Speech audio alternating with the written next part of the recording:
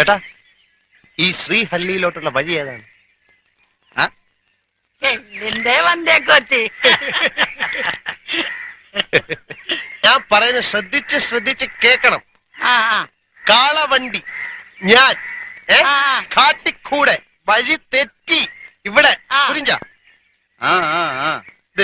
ഹള്ളി ശ്രീഹള്ളി ഹള്ളി. ഞങ്ങക്ക് പോണം അങ്ങോട്ട്.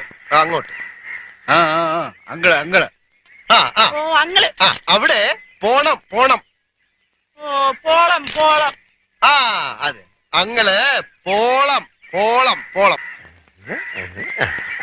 ശ്രീഹള്ളി പോളം വലി വലി വലി വലി വളി.